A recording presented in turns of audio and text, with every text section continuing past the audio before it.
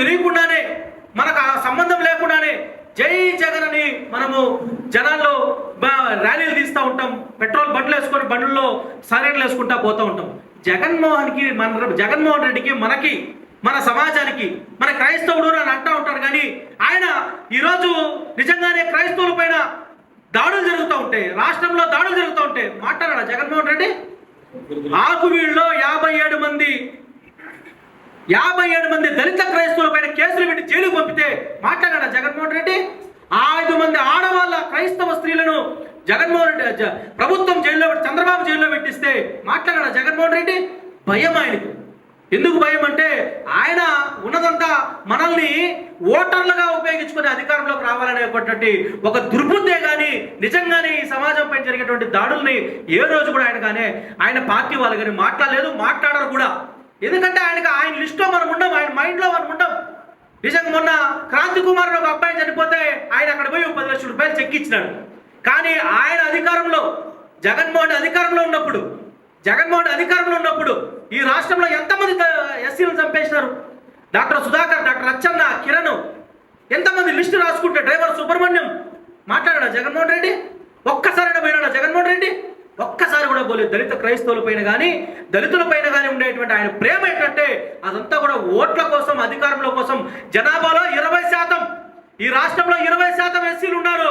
ఈ 20% వచ్చి ఎస్సీ ఓట్లు ఎట్లా కొల్లగొట్టాలని చూస్తాడు జగన్మోహన్ రెడ్డి తప్ప ఆయన మన పైన జరిగే దౌర్జన్యాల పైన కానీ, ఆయన మన పైన జరిగేటువంటి హత్యల పైన కానీ, మన ఆడపిల్లల పైన జరిగే అత్యాచారాల పైన జగన్మోహన్ రెడ్డి ఏ రోజు ఏనాడు కూడా మాట్లాడు.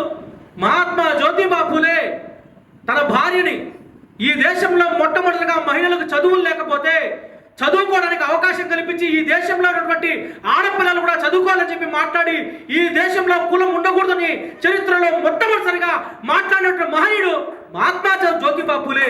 ఆయన కోసం మనం మాట్లాడాలి. ఈ దేశంలో అణగారిన కులాలైనటువంటి ఎస్సీ, ఎస్టీ, బీసీ, మైనారిటీ వర్గాల కులాలు మహిళలంతా కూడా చీకట్లో ఉంటే ఆ చీకటి నుంచి వెలుగులు నింపి మన కోసం ఈ రోజు మనం ఎంతో కొంత తిండి తినగలుగుతా ఉన్నాం, బట్ట కట్టగలుగుతా ఉన్నాం, చదువుకోగలుగుతా ఉన్నాం, చిన్న ఇల్లు ఉంది. ఈ దేశంలో కనీసం మనం మనుషులుగా చూడబడతామంటే దానికి కారకుడు డాక్టర్ బాబాసాహెబ్ అంబేద్కర్. ఆయన మనం పెట్టుకున్నాం. మన కోసం ఆయన ఇంటికి కూడా పోకుండా, వందర్ కుమార్ గారు చెప్పారు కదా, చనిపోయేందుకు తన తండ్రి చనిపోతే కడచూపులు కూడా పోకుండా మన కోసమే నిరంతరం తన జీవితాన్ని త్యాగం చేసి క్రొవ్వొత్తులాగా కరిగిపోతూ ఈరోజు మనకు పుష్పరాజ్ గారు మీకు ఒక మాట చెప్పారు, చాలా స్టాటిక్ గా చెప్పారు. ఆయన ఎక్కడ మొదలైంది, ఎక్కడ విముక్తి ఉంది మీ అందరికీ అర్థమైనాలి. ఇప్పటికే ఎక్కడ మనం మొదలైనాం, ఏమి అనుభవిస్తా ఉన్నాం, దానికి విముక్తి ఎక్కడుంది? మనకు చదువు లేనప్పుడు వాళ్ళకి చదువులు ఉన్నాయి. మహాత్మా జ్యోతిబా ఫూలే, డాక్టర్ బిఆర్ అంబేద్కర్ లాంటి మహనీయులు పోరాటం చేసి మనకు చదువులు వచ్చేటట్టు చేశారు. మనకు అప్పుడు చదువులు లేవు, వాళ్ళు చదువుకున్నారు. మనం చదువుకునేటప్పటికి మనం ప్రధానంగా ఎక్కడికి వెళ్తారు? ప్రభుత్వ పాఠశాలకు వెళ్తారు. మన వాళ్ళంతా ప్రభుత్వ పాఠశాలకు వెళ్ళేటప్పుడు వాళ్ళు ఎక్కడికి వెళ్ళారు? కార్పొరేట్స్, గవర్నమెంట్ ప్రైవేట్ స్కూల్కి వెళ్ళారు. మన వాళ్ళు కూడా మన తల్లిదండ్రులు ఎట్లా విధంగా నా బిడ్డలు ఏదో విధంగా చదివించాలి, వీళ్ళని విద్యావంతులు చేయాలని చెప్పి మన ప్రైవేట్ స్కూల్కి పంపించేటప్పటికి వాళ్ళు కార్పొరేట్ స్కూల్కి వెళ్ళిపోయినారు. ఒకవేళ మనం ప్రైవేట్ స్కూల్లో చదువుతూ కొంత ర్యాంకులు సాధిద్దాం అనుకునే లోపలే వాళ్ళు ప్రపంచ దేశాలకు పోయి చదువుకుంటా ఉంటారు. ఈ విధంగా అంటే విద్యా వ్యవస్థ అంతా కూడా ఏ విధంగా నిర్వీర్యం చేస్తూ ఉంటుంది, అగ్రకులాలంతా కూడా మనల్ని ఏ విధంగా మనకు దూరం చేస్తూ ఉంటుంది అనే సంఘటన చెప్తా ఉంటాం. ఉద్యోగాలు చేయాలని పోతాం. ఉద్యోగాలంతా కూడా మీకు ఒక చిన్న స్టాటిస్టిక్స్ నేను చెప్తా ఉన్నా. ఆంధ్రప్రదేశ్లోనే కాదు, భారతదేశంలో ఉన్నటువంటి వ్యవస్థలంతా కూడా ఎవరి చేతుల్లో ఉంటాయని చెప్పాడు వందర్ కుమార్ గారు. రాజ్యాధికారం ఎవరి చేతుల్లో ఉంటే వాళ్ళ చేతుల్లో ఉంటాయి.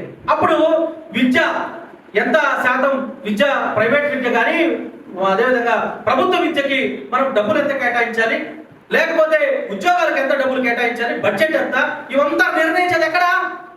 ఢిల్లీలో పార్లమెంట్లో ఎవరున్నారు? మన వాళ్ళు ఉన్నారా? భారతీయ జనతా పార్టీ ఉంది, లేదా కాంగ్రెస్ పార్టీ ఉంటుంది. వీళ్ళిద్దరూ మనకు సంబంధించిన వాళ్ళ కాదు, మనకు సంబంధించిన వాళ్ళు కాదు. కాబట్టి వాళ్ళు మన కోసము ఏ విధంగా మన కోసం పనిచేస్తారని మనం ఊహించాలి. ఎప్పుడైతే బహుజన్ సమాజ్ పార్టీ బెహన్ మాయావతి గారు పార్లమెంటులో అధికారంలోకి వచ్చి పార్లమెంట్లో కూర్చుంటే నువ్వు ఏ మూల ఉన్నా, నీకు విద్య కావాలన్నా, వైద్యం కావాలన్నా, ఉపాధి కావాలన్నా, రైతువైనా, నీకు ఎక్కడ ఏ సమస్య వచ్చినా తీర్చే పార్టీ బహుజన్ సమాజ్ పార్టీ.